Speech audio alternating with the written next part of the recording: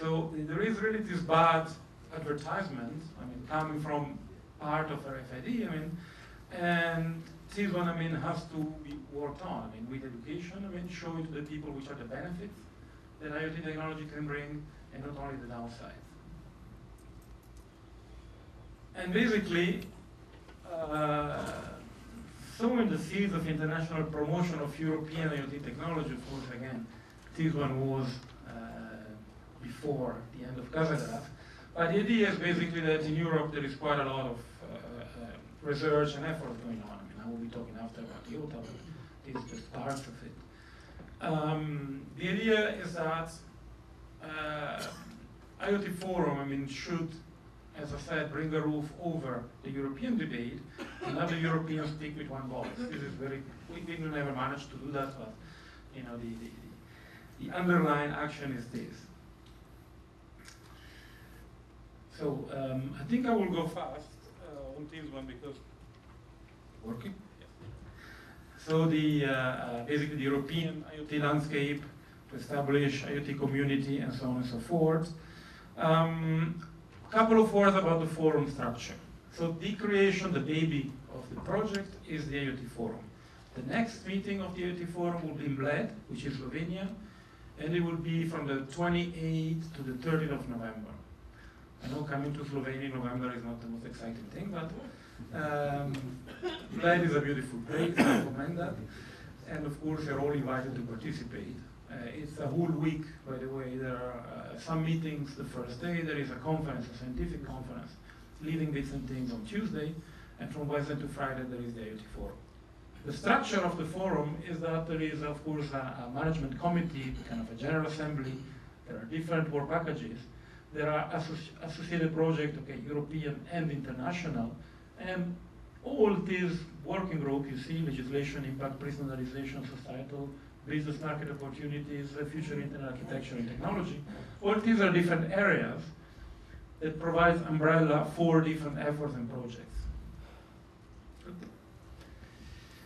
And of course, I mean, the idea is to meet quarterly or every 6 months for the time being, because quarterly might be a bit too heavy on travel schedule of everybody. And so the idea is basically to have core members and invited members and so-called affiliated members. This forum is open to everyone, and for the time being, there is no fee to participate. So I will skip all this. Well, this one actually might be interesting because this is the picture I was speaking for 15 minutes probably, and this picture basically sums it up. There are totally different fragmented IoT landscape.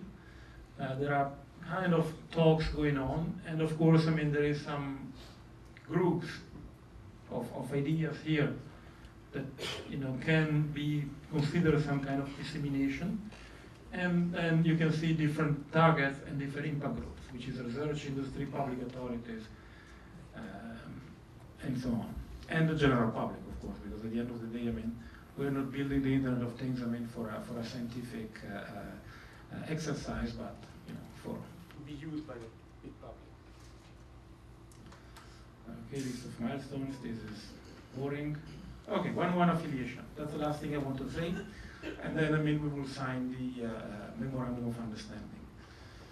So the affiliation is a process in which you can be part of the IoT community. It's open to everybody, so you can participate.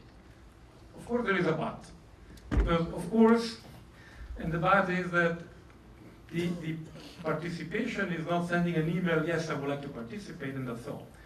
Okay, we would expect that then you're committed. I mean, and if you are in this room, you are probably committed to Internet of Things, so this is a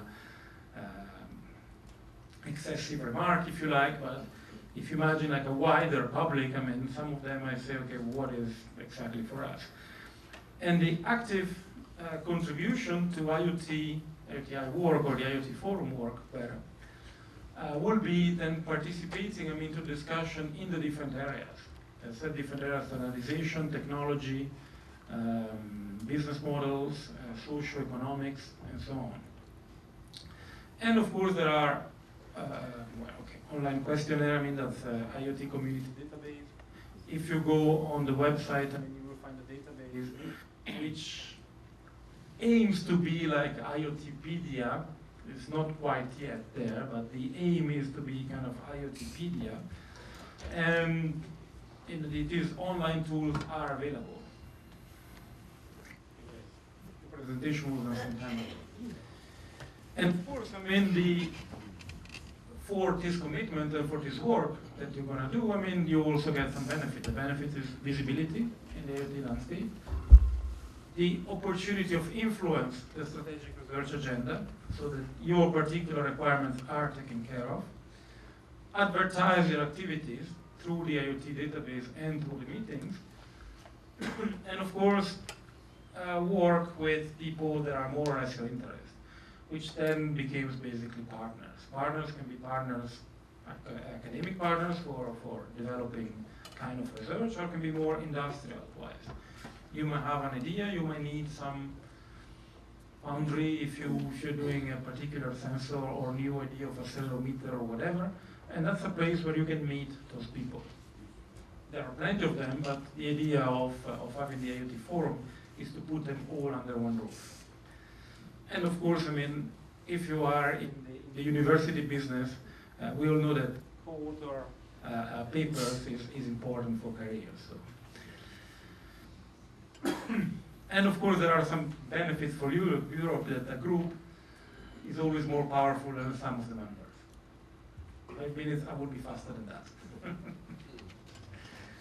And the idea is really to, again, this slide was made before the end of Casagraph, so we have to tune it, I mean, for Europe. But really the idea is a worldwide promotion of IoT technology. So I think that these slides should be remade right now and just capture the European IoT technology. As I said, I mean, this was a particular landscape at the time where Casagraph 2 was worldwide and IoT Forum has to be European only, not to step on each other's toes.